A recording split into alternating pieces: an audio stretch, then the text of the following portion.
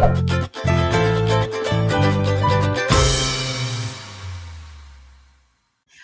to Menopause Moment. I'm Susan Baroncini-Moe. This episode is sponsored by Medterra, our CBD Your Health.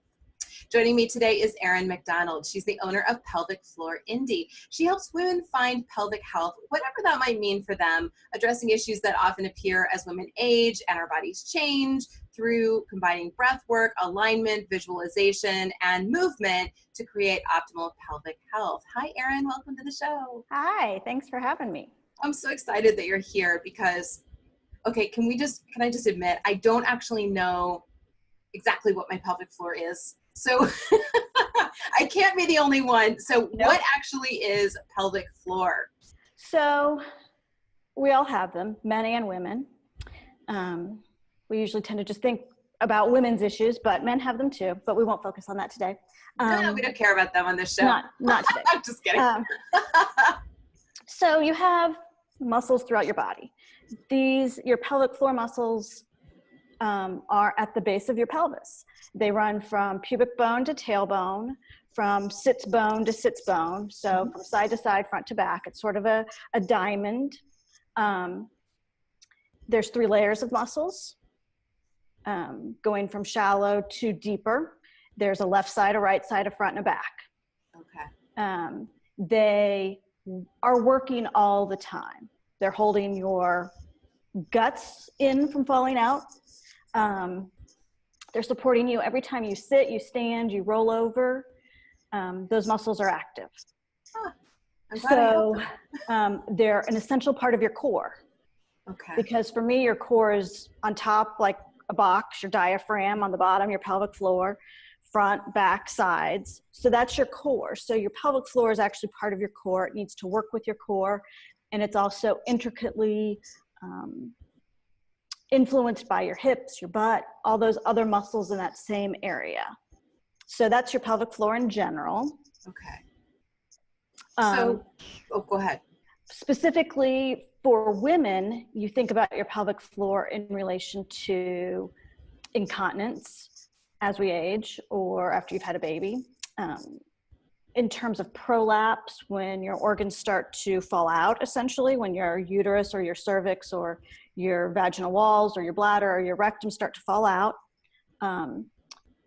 Also pelvic floor muscles, that's your orgasm. Those are the muscles that are engaged when you have an orgasm. So really important for not just your sexual health, but your bladder health, your sexual organ health, your digestive health. It can impact all of those things really intricately to the point of impacting IBS diagnosis or infertility or just because it's a muscle just like any other muscle. And so when that muscle gets inflamed or irritated or doesn't work properly, it affects everything around it. And everything in your pelvis is so crammed in there tight together that if those muscles aren't working, then everything else is impacted. Oh my God. So I could just be walking around and think it's just start falling out. Oh no. No. Yes. All right.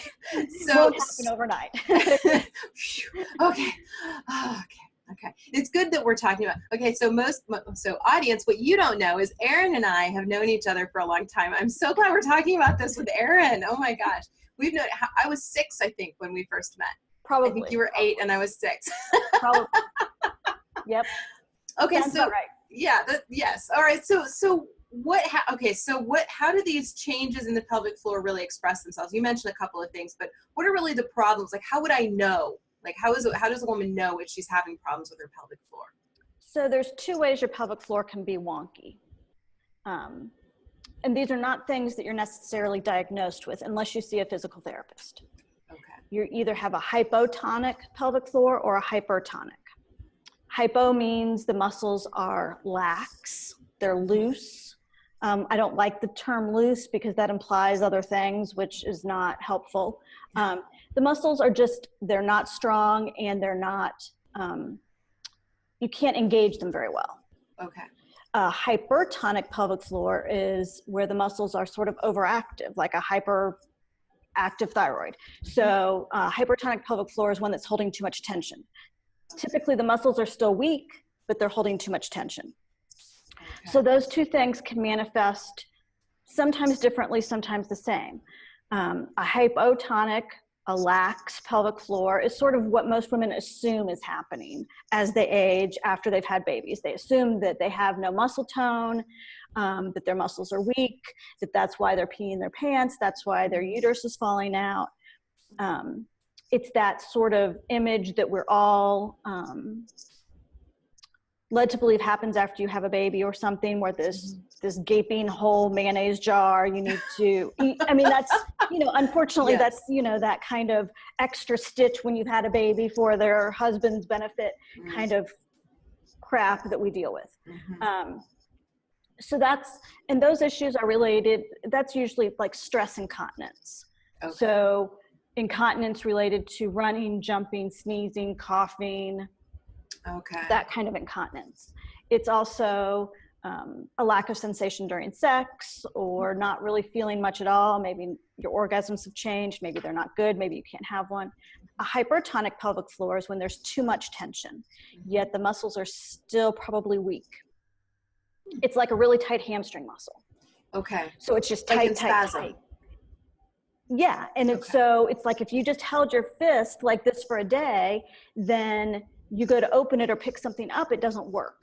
A healthy muscle is strong and flexible. So a pelvic floor that's hypertonic, you can still see incontinence, but it's usually urge incontinence. It's that I have to go right now and I can't hold it.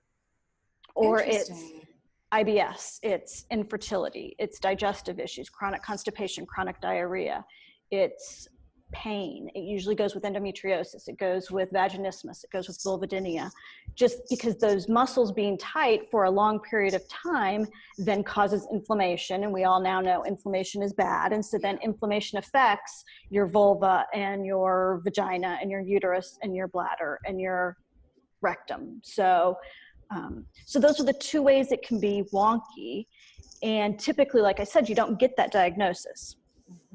You might get the diagnosis of urge incontinence, but you don't get a diagnosis of hypo or hypertonicity. Why are we getting those diagnoses? Seems like we should. Yes. Oh, yes. Okay. Yes. Oh, okay. Yes, because it would be more helpful. That's more information versus but because we have such compartmentalized medicine, a hypotonic pelvic floor implies there's no pill for that.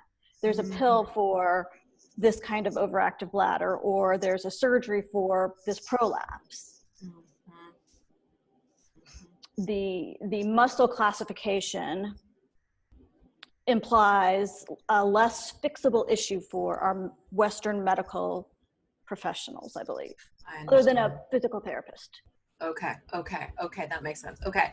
So we're going to take a short break for a word from our sponsor, and then we're going to come back so Erin can give us some answers, because we need some solutions now that we know these terrible things can happen. So we'll be right back. For many women, menopause comes with hot flashes and night sweats, and they can be brutal. Mine kept me awake all night, so I was tired and cranky all day long. I tried all kinds of supplements and CBD oils, but nothing put a dent in my hot flashes. Then I started using Medterra's CBD oil, and my hot flashes and night sweats were dramatically reduced in severity and frequency. So I wake up less often and get a lot more sleep. Just a dropper under my tongue in the morning and another one at night, and my hot flashes decreased by about 80%. And unlike many of the CBD oils I tried, there's almost no taste to Medterra's CBD oil, which makes it a lot easier to take. Get your CBD oil at medterra.com today and use the promo code Menopause Moment, all lowercase, for 10% off your order. Okay, we're back. So, Erin, what are some things that women can do to strengthen their pelvic floor to avoid some of these things that happen? So the complicating factor is that if you have a hypertonic pelvic floor, one that's holding tension, you have to learn to release that tension before you can start to strengthen it. Because again, that's like going to the gym. You have a tight hamstring muscle, and then you go to the gym and all you do is hamstring curls. Oh, yeah. You're just making that muscle shorter and shorter and shorter. It might get stronger, but it's a less functional muscle. Right. And of course, we all know too that the hardest thing to do is say, relax. Take it easy. Exactly. It's like, telling a part of your body to relax. It doesn't work. I'm going to try it right now. Exactly. I can't. No, it's very difficult. And typically, someone who is hypertonic also has issues, history of abuse, trauma, rape, unhealthy relationships. So sometimes that's really worked in there. As women, we hold a lot of our energetic and emotional and spiritual issues in our pelvis. So that's always a complicating factor. The problem with your pelvic floor, and we might have to have multiple of these little sessions, because it's never just one issue and it's never one easy fix. Nothing happens just out of the blue. And so essentially, if I or a physical therapist were to work with a woman, we're going to figure out that hypo or hyper. If we're hyper, we're going to have to learn how to relax. That's the visualization. That's the breath work. That's the doing yoga. Meditation. Exactly. And there's, I've taught yoga for menopause, and it's all about coming down a level, connecting, figuring out what issues might be there, then getting appropriate counseling or therapy for maybe those issues, for trauma that's unresolved. If you come with a hypotonic pelvic floor, one that's just lax and weak, that's much easier to fix. Sounds that's like exercises. We think of Kegels. The problem I have with Kegels is that, one, mostly women are never taught how to do them. They're told to do them, but they're never taught what that means. And typically women will be like, I'm doing them. I'm like, no, if you're doing that, then you're just clenching your butt muscles. That's not a Kegel at all. When I see them start bouncing up and down, it's like, okay, you're not doing it. I know. I just did one. I'm not moving at all. Exactly. I think I'm doing it right.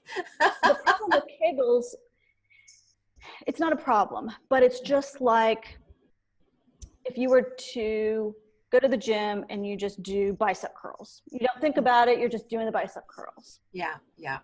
It's more intention. I prefer to teach pelvic floor engagement with breath and with movement, because I think when you put loads on your body differently, it affects how your pelvic floor works differently. So we can target the front or the back. And I also am way more excited about the subtlety of it versus just the engagement, just squeezing like you're crushing a grape. Okay, that's good. That's engaging a certain kind of muscle fiber. But doing quick engagement, like release and let go, or holding, those are different things. Right.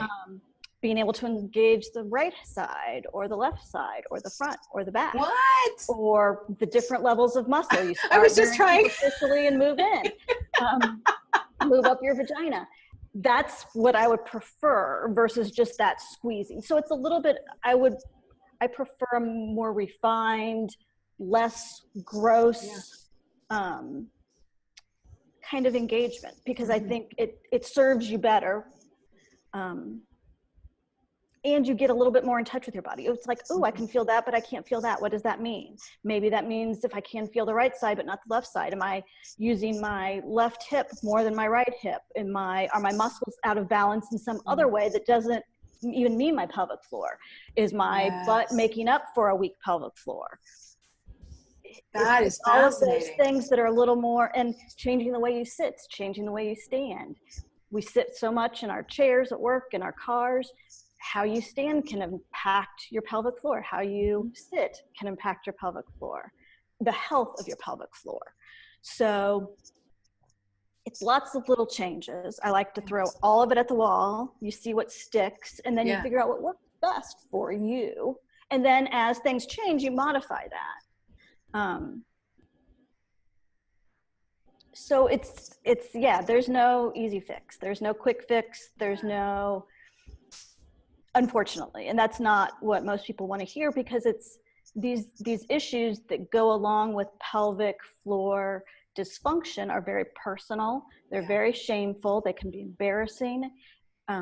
We don't share them. We don't just go out and say, hey, I'm incontinent, or hey, I have pain with sex, or and And because we don't share them, then women feel alone, like they're the only one in the world who has this issue, when I can guarantee that if they talk to their friends and their sisters and their mom, someone else is going to have this issue. Yeah. And I think that's really the most important thing, is for us to talk about it. It's not shameful if you pee your pants a little bit. It's not shameful. Does that mean you don't need to address it? No, but it doesn't mean it's shameful, nor should it cause you embarrassment or be something that makes you retreat and change the way you're living your life, because that's usually what ends up happening is women, whether it's their pelvic floor or menopause or whatever, they start changing the way they're living their life, and their quality of life goes down, which then causes depression and all kinds of other issues. And that's the most unfortunate part. Well, and I think the first time I remember, it was a couple of years ago, I had a really bad cold and it left me with a cough. And I think I reached out to you even. I had this cough, and I would cough so hard that okay, here we go. I'm going to be just completely transparent, audience. I peed a little, and it made me so scared. I reached out to you. I'm like, Erin, I don't know what I'm going to do. I think I need to work on my pelvic floor. And it was a cold, right? I mean, of course I would, but I've always been thoughtful about it ever since. And a couple of years later, I'm going to be honest, it's not that it's never happened. And if you hit me at the wrong moment with a really good joke, Absolutely. we better do some work. So yes, we probably should do some work, by the way.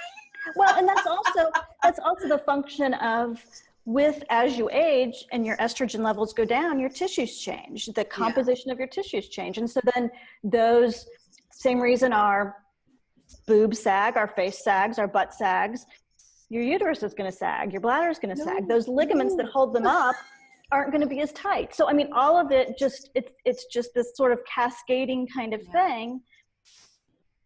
And again, it's not like our bodies turn to shit overnight, although that's how we feel. Yes. It's small things, but at the same time, it's also small things that can help. Right. And it doesn't, I think the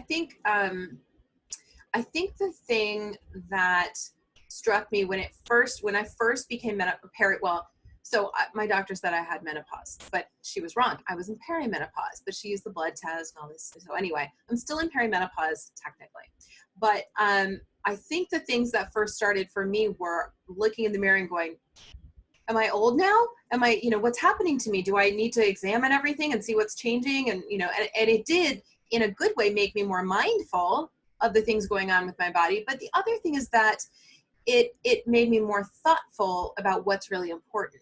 And that I am in early menopause, perimenopause. I'm kind of early for it. And for me, I was also already still trying to have a baby. So for that to happen in that same time frame was a little jolting, to say the least.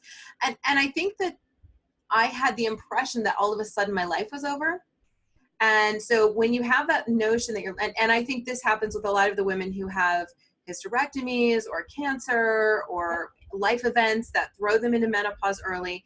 And all of a sudden, that's why I said the show is for women 35 plus, because some women go into menopause real early, and it can be really shocking. And you start looking at yourself a little differently and saying, am I no longer vital? Am I no longer, valid? Am I, we have all this messaging around it. So I think that, that knowing how to take care of yourself and to strengthen and take care and protect and look after yourself, it's a real awakening for a lot of women, I think, who have never taken good care of themselves, that now's a good time to start. Well, and there's so many levels. There's the physical level of your actual body, your muscles, your organs, but then there's this, as women, we really carry so much in our pelvis. There's a really great book. It's called The Wild Feminine by Tammy Kent. Mm-hmm. And it's about dealing with whether or not you have a uterus or whether or not you've given birth, that our uterus is our center of creativity. It's where we give birth to all of the things in our life. It's where we hold grief. It's where we hold trauma. It's where we hold abuse. It's where we hold everything. It's where we hold love and relationships. So I think for me, there's always two ways to approach it. You can go from the the spiritual, mental, emotional into the body, or you can work through the body and maybe deal with some of those issues as well. Yeah. But it's such a complicated area of your body because it also is, even physically, it connects the top half and the bottom half of your body. It's how you sit, how you stand, how you bend. It's so complicated. And then you have the sexual organs, you have the digestive organs, you have your urinary organs, you have all of that stuff that comes together in one small place of your body.